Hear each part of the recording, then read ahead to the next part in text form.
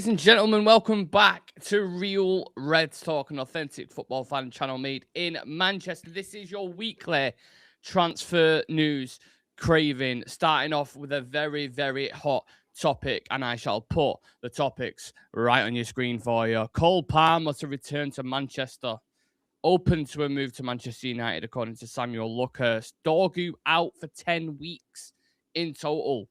Maguire has been speaking about the coaching staff and Michael Carrick. And also, we're going to have a next 5-game prediction because people seem to think it's easier on paper, and we've seen all that before. But they are slightly different games to what we've just played against Arsenal and Man City. So let's see if you guys are getting carried away in the comments, and let's see if Sam's going to get carried away, which I highly doubt. But yeah, Sam's alongside me. This Cole Palmer news is very interesting, isn't it, Sam? Someone who we've spoken about on this channel before. Yep. I'm not saying Samuel Luckhurst is the go-to for breaking news, but he has got certain things right before, the leak before the last game, which people wasn't happy about. He got right. So take it with a pinch of salt, I suppose. But what he is reporting, Sam, is that he wants to return back to Manchester. He's getting homesick in London, and he would very much be open to a move to Manchester United. He doesn't want to return to Man City if Pep is still there.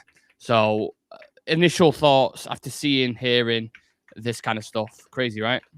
Yeah, I mean, the Pep thing makes sense because obviously he was coming up through the academy when he was there, and Pep, for whatever reason, just didn't even play a minute under Pep. He got some Carabao Cup minutes and stuff, but I think his main priority was kind of Foden, right? Like pushing him. Yeah. So I can imagine why. Why would I go back and probably not get minutes, because we know what Pep's teams are like. He rotates everybody, and everybody gets dropped. Unless you're Donnarumma and you're James Trafford, where you went back thinking you're number one and now you're not, which is, it could happen to Cole Palmer. He could go back. There's all this massive fanfare, and then he ends up on the bench. No, but when have City ever needed anybody and they've still bought them? That's what they do. Like Chelsea, similar to Chelsea, they just buy people for the sake of it. So that bit makes sense. Manchester, he's a Manchester lad. Like, if you listen to him speak and the way he is and stuff like that, he's very Manchester. He doesn't seem like a flashy London type of lad. He seems more like proper man. So, chippy chips and all that sort of stuff. Yeah. So it makes sense. The thing I think maybe he does want to move back. Maybe he would be open to Man United. The thing that makes me think it wouldn't happen is the price tag, because he has got 8 years left on his deal. He cost 40 million when they bought him. What is he worth now? 100? Yeah, maybe around that price. The price would just be insane, absolutely insane. If Florian Wirtz is going for around 115 million pound, and he's not Premier League proven, is what the clubs are going for now, there is no doubt in my mind that he would be anything more than, it'd be more than 100 million. I can pretty much guarantee that. But there was 3 categories that I was thinking about. So money, which the one you've already mentioned. Injuries is another thing, because if you look at this season, I was just having a look at his injury list. So far this season, he's had groin problems, which has kept him out for 14 games, I think it is. And then he's had a broken toe, and he's had thigh problems. He's been absolutely riddled with injuries. Now, you don't know, sometimes things like that can just go away on their own. Sometimes that's a bit of a slight risk as well, right? So that's got to factor into it. And then also Bruno Fernandes. You don't know if Bruno Fernandes is going to move on. So I'm going to ask you a hard question, but maybe it's not for you. Which one do you prefer? Bruno, all day. Why? Consistency in the Premier League. He's done it since he came to United every single season. Less injury prone, as you've just touched on. He's committed to United. Like, even in our bad times, he's gone, no, I'm going to stay. I'm going to wet it out. Whereas Cole Palmer has found a bit of adversity now, and he's thinking, maybe I should get out. I mean, I don't blame him at Chelsea, because he just seems Chelsea's like a fucking nightmare. But you know what I mean. So Bruno all day. However, if Bruno's leaving and we're looking at replacements, I think you couldn't go wrong with Cole Palmer. I think that would be a very Manchester United signing. I think Manchester-born lad, grew up as a United fan, is from the area, big name in the Premier League. Everybody knows who he is, and on his day is a phenomenal player. If you brought him to United to replace Bruno Fernandes, that's the kind of name that where fans would be like, all right, Bruno's left, softens the blow. This is a good replacement to have. Whereas if Bruno left and you brought in, I don't know, some no-name person from Europe or something, like, what are we fucking doing? Yeah, like, what are we doing with this? So yeah, I think that would be a good thing, but I just think the money for the deal just is too big. It's too big for us to do it. Thing is, though, with Chelsea, I think if the price is right, they would sell. Oh yeah, they are definitely becoming 100% that kind of club. I'm interested to see what the neutrals would think, because obviously we're saying as United fans we would prefer Bruno Fernandes, and I totally agree with you, right? But it'd be nice to get a perspective of a non-Chelsea or a non-Man United fan to see what their thoughts on it, because I think Cole Palmer, when he's at his very best, is. I mean, people are talking about Ballon d'Ors and everything. Well, you know, do you remember that Chelsea game where in the last, what was it, 5 minutes, he scored a hat trick against us? Just absolutely tore us to pieces. Yeah. Like when he's on it, that is who he is. Like he's I think it's Brighton as well. He scored 4 in the first half. Like first person to do it in like 20 years or something ridiculous. Like his potential is outrageous. I think it's interesting what T2's put. It says Palmer's a good player, but he plays either on the right or as a 10. We are stocked on the right hand side, and Bruno is the best in the world in his position. We need to spend in midfield instead. This only works, doesn't it, if in one situation. Bruno leaves. If Bruno leaves and we can find a decent price for Cole Palmer. What is he worth, in your opinion? Like, what's the max you would pay for Cole Palmer? 80 million. I'd probably go. That's probably where Chelsea I'd never go. selling for that, are they? No, exactly. So, because Bruno's probably going to go for what? What's his release clause? 60? 60, I think, yeah. I think that's the European clubs, though. I don't think that's applicable to Saudi. But even if Saudi, they're going to pay Saudi came in 70, 80, and then you just sort of replace him like for like with that money. I wouldn't go anything over that. And like you said, Chelsea are not letting him go for anything less than 100, I would imagine. And it, especially with his contract situation, like they hold all the cards. Like obviously he's going to get paid a good amount of money, but Chelsea hold all the cards when it comes to that. I know they're not against sort of releasing people from the contracts, as Raheem Sterling has just been released from his contract, hasn't he? Mutual consent. So they're not against that. But yeah, they hold all the power in this situation, unfortunately. Yeah, a 9-year deal Cole Palmer has got with them. Annual payroll, 6.7 million.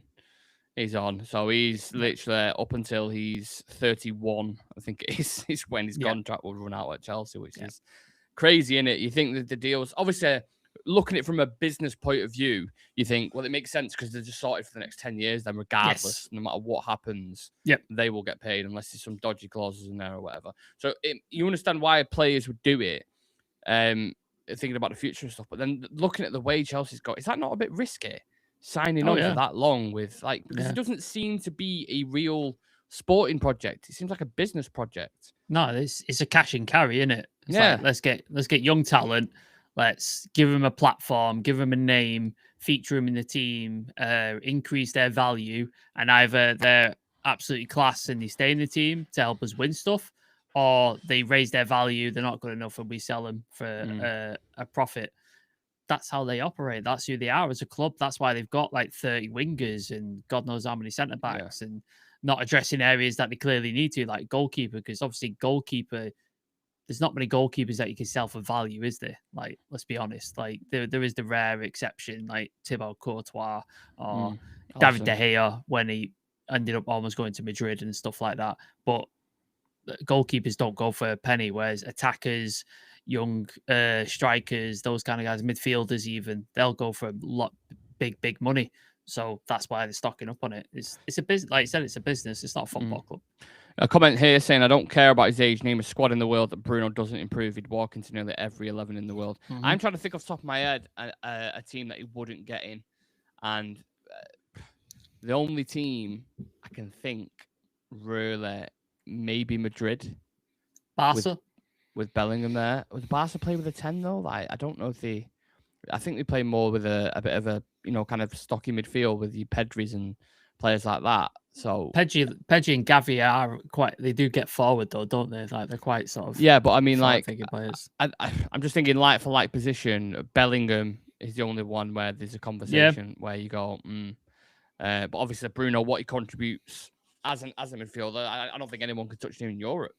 Really? No. Based the only person I would have said is De Bruyne when he was at City. Yeah, but he's took the mantle from De Bruyne now, isn't he? Yeah. Really? Exactly. But like the one thing De Bruyne didn't have was the injury consistency, whereas Bruno has that. Like De Bruyne was just constantly injured, so that he was one where I was like, he is comparable on his day, but obviously De Bruyne's day was not as often as Bruno's is because of the injuries.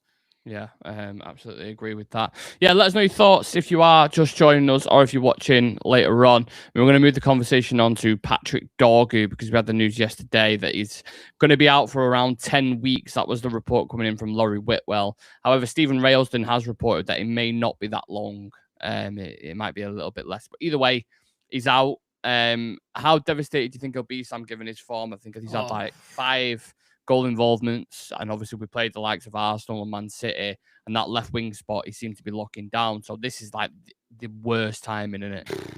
Gutted. He must be fucking gutted.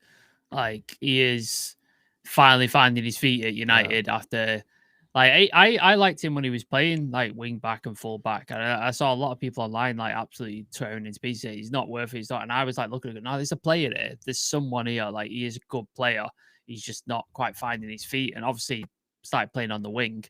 And you're like, okay, this is where he's probably going to operate. Like, this is what he really, really has an impact on the game. And like you said, 5 goal involvements against the likes of Arsenal and City.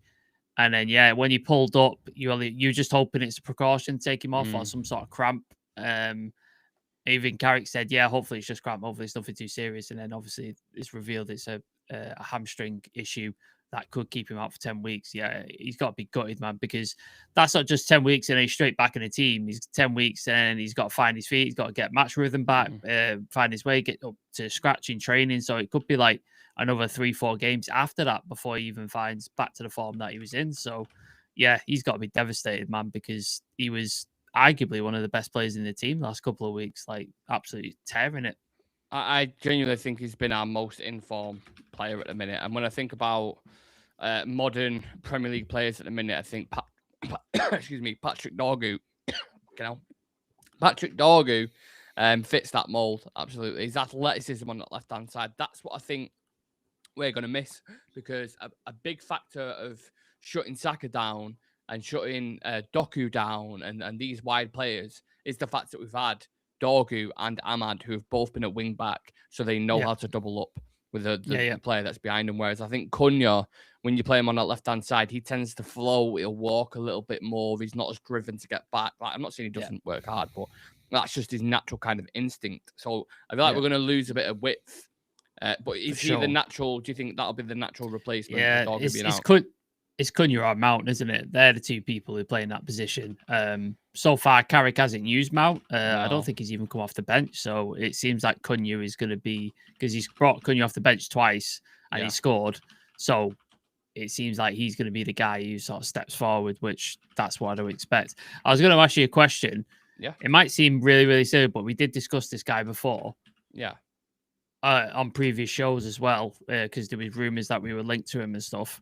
Mm-hmm. He's just been released from his contract, Raheem Sterling. I thought he was going to say he's just been released from prison. No. Raheem Sterling, he's been released from his contract. Yeah, would you take a punt for that left wing spot? I mean, there's so many things involved. How long has he not played for, first and foremost? Yeah. It's been a while. How much is he going to want? That's another thing. Say we could agree an acceptable wage. Would you take a punt on that? I always really liked Sterling. Like, I always thought he was a top player and was like always underrated. Obviously not a long-term plan. Like, don't sign him up to a 5-year deal or anything. It depends where his head's at. As a coach, you'd have to see where he's at. If you've been on the sidelines for that long, the rustiness and I don't know. I really like the player, but as right now, I wouldn't personally. Because it seems like we're not going to buy, and it seems like we're not going to get anybody unless somebody leaves, like Xerxes or Ugarte or something. It just seems like we're not buying anyone. So to me, it's like, I know people are like, "Oh, Sterling is shit." I'm like, he's not shit. Like he has qualities and he has things that I like. It's a smart move in my eyes. He's been released for a contract. There's no fee attached. He comes straight in. He knows the position. He's played in the Premier League. Like, I think we could do worse. Like, we could do a lot worse. Do you think they've put Sterling aside, one, because of his wage, and two, because of how many young wingers they've got? Oh, yeah. And the wage is massive, isn't it? Yeah, if they have a model at Chelsea to say, listen, we're going to buy these young wingers like a Garnacho for 40 million, we're going to flip it and sell them for 60. Yeah. Having someone like a Raheem Sterling around is going to stop that progression and stop that growth and financial development. Yeah. So I imagine that'd be a part of it. Because remember Maresca just coming in and just going, nah, he's not playing. Him and Chilwell, wasn't it? It was like, they're just not a part of the squad. We're not having it. But I don't know. I don't really see anything happening towards the end of January. I don't know if you agree. No, I don't see anything either. T2 saying, like, I prefer to give Lacey a minute. Yeah, but he don't play on the left. He plays on the right, Lacey. So you're just pigeonholing him into... We've got too many. I think Amad's going to end up playing there, to be honest. Amad plays there. Like, there's too many on the right. We've got a huge dearth of left-sided, like, attacking type players. So that's why I'm thinking, like, Raheem Sterling. But at least in the immediate future, then, how do we handle this? Like, who would you go for? Because it does seem like he wants wingers, right? So does Amad shift over to that left-hand side? He's done it before, hasn't he? He did it. Who did he do it against? United have done it. I don't think Carrick specifically has done it. No. I mean, he's done it as in right. Amad has done it, right? Okay, yeah. Amad has done it. So it would make sense, but I want United to get away from sticking players out of position because I fucking can't stand it. It did my head in with Amrim. And Bruno was great in the 8 eventually, but you see how much impact he has when he's in the 10. Like how different it is. Like it's just unreal. Play players where they are most effective, where they're going to make the biggest impact. And Amad could do a job on the left, but he's so much better on the right. Like he's just like you said, night and day. So yeah, it's tricky, man, because we need some width on that side. Yeah, and Cunha and Mount don't really either of them offer that. Unfortunately, I do think I'm glad we've got past the Arsenal and City games. Obviously, I don't want Patrick Dorgu getting injured, but the fact that we've got those games under our belt and got 6 points in them, and now he's got injured, it's like, okay, well, the teams that we're playing, which we'll get into in a minute, Fulham next. They're not going to go to Old Trafford and be open and expansive and leave loads of space in behind. So naturally, maybe Patrick Dorgu wouldn't have suited that game as a Cunha would. Do you know what I mean? So we'll open space a little bit. Like you said, we're probably going to have more possession in these next couple of games. Yeah. So Dorgu with lots of possession is not as effective. Whereas running in behind, through balls, running at thing with space, that's where he's more effective. Whereas if we're going to have more possession, they're going to sit back a bit, more of a low block. Maybe you do need somebody like Mount who's really good on the ball, or Cunha who can run and have Shaw with the overlaps as well. Yeah. So maybe that is what, like you said, wouldn't have played anyway. So yeah, it'll be interesting to see how Carrick sets up anyway. Yeah. There's been a couple of quotes actually on the coaching staff of Michael Carrick, which I thought was interesting. So Harry Maguire has been speaking about him, saying he takes most of the sessions, he still does demos and passing drills, and he still bangs it through the lines like he's still got it. He was doing the demos the other day, and I think he did 2 passes. Everyone did about 300. I think his 2 were the best I've seen out of them all. So clearly, Michael Carrick still got it. Aidan Heaven also said it's really good. He's been working closely with Johnny Evans. He's been helping me a lot. After some of the sessions, we do extras and just work on the basics. And even between drills during the sessions, they're always pulling me to the side and helping me on my positioning. I've enjoyed it so far. They're a big help. They seem to be like, even before they started, and Roy Keane was the main kind of fire starter of this, just almost looking down at the coaches that were coming in. Like, why is Johnny Evans there? Why is Woodgate there?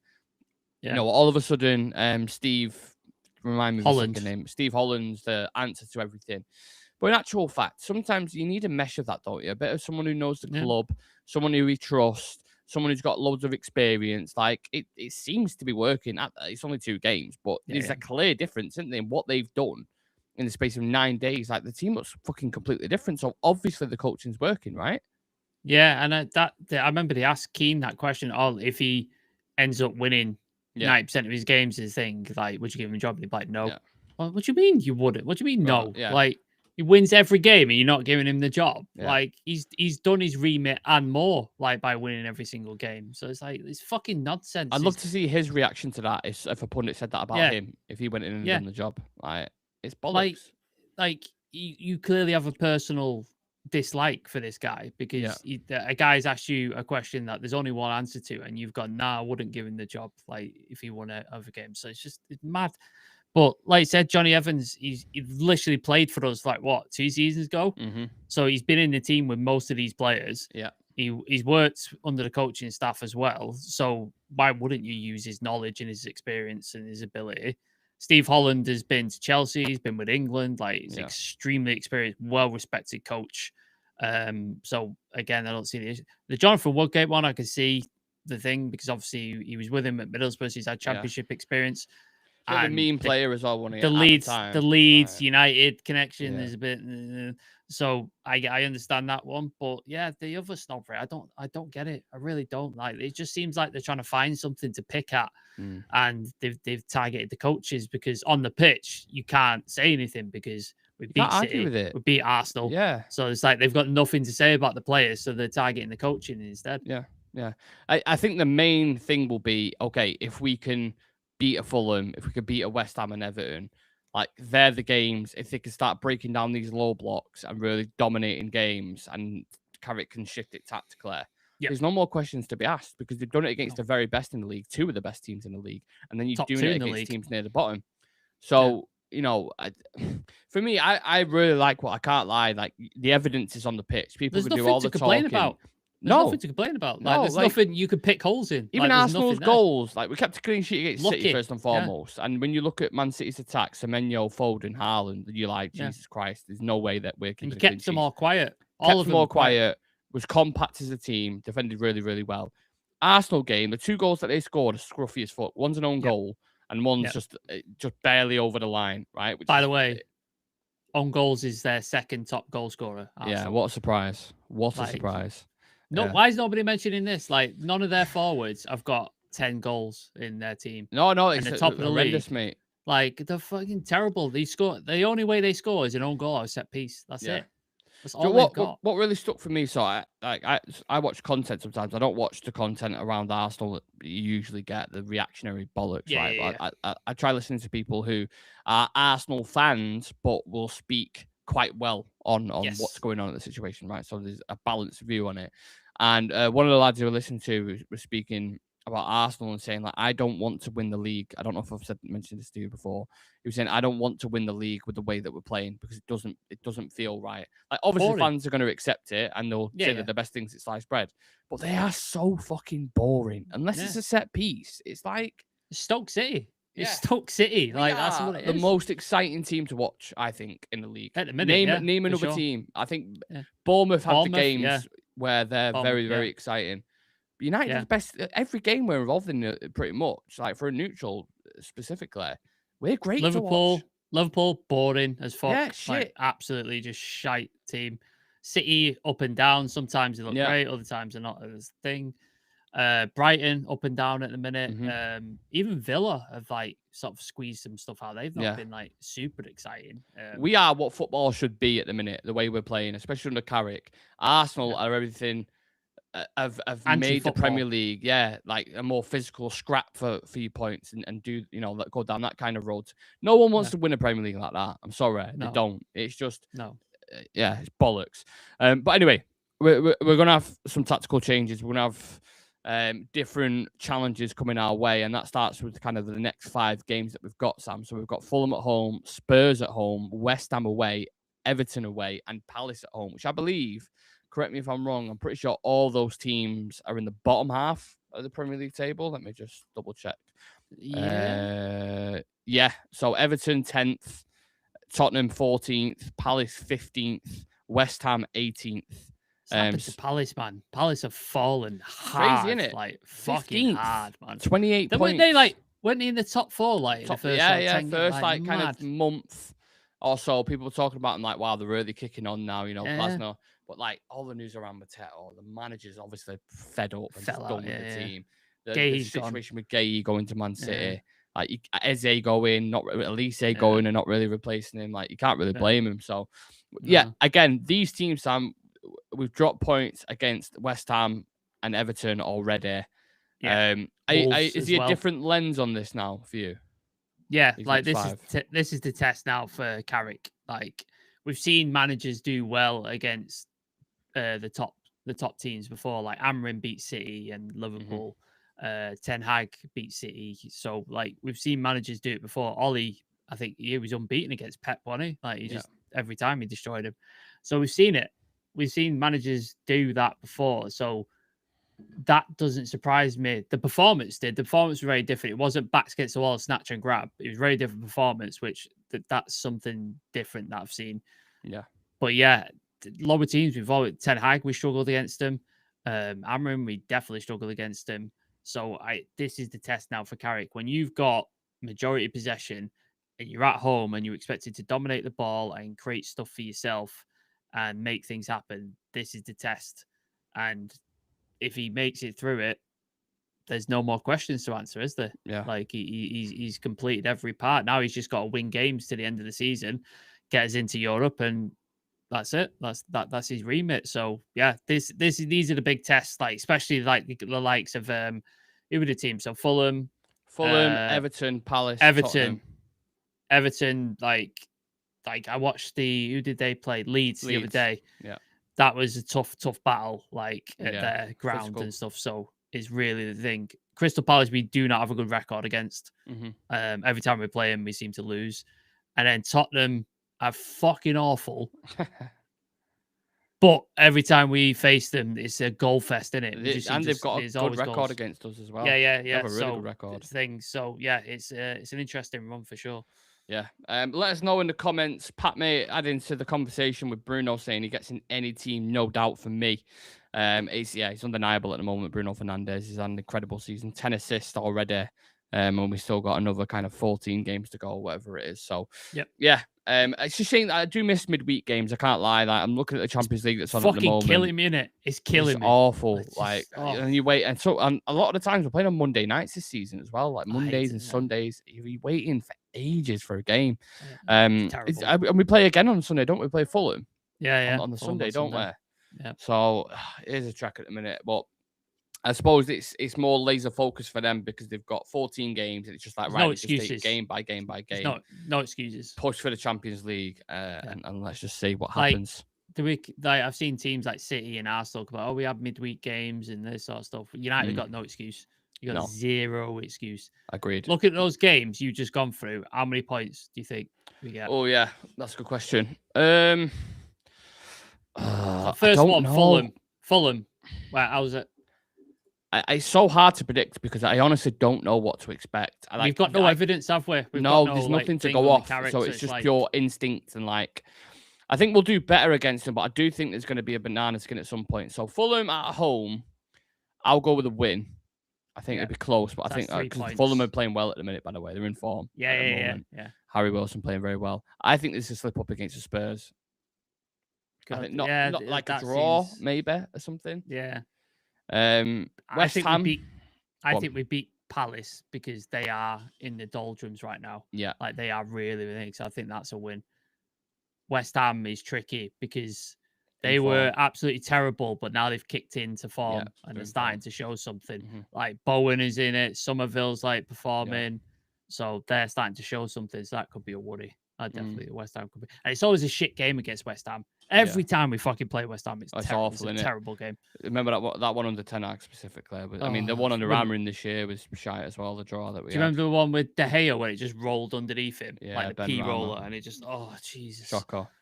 So out of the five, then Fulham, Spurs, West Ham, Everton, Palace. Which one, in your opinion, is the banana skin? Where do you think? I reckon you're right with Spurs because there's always goals and there's always like. Not on the Thomas Frank. Something.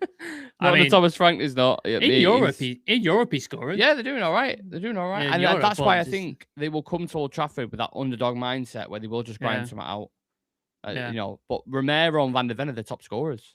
It's mad, isn't it? Romero just gets on the end of shit every single time. Yeah, so I think there'll be scruffy set-piece goal or something from them, and then they'll just grind it out. Whereas I quite fancy the Fulham game. I'm looking forward to that. Yeah. Fulham I fancy. Palace I fancy. Everton, I reckon we could do something.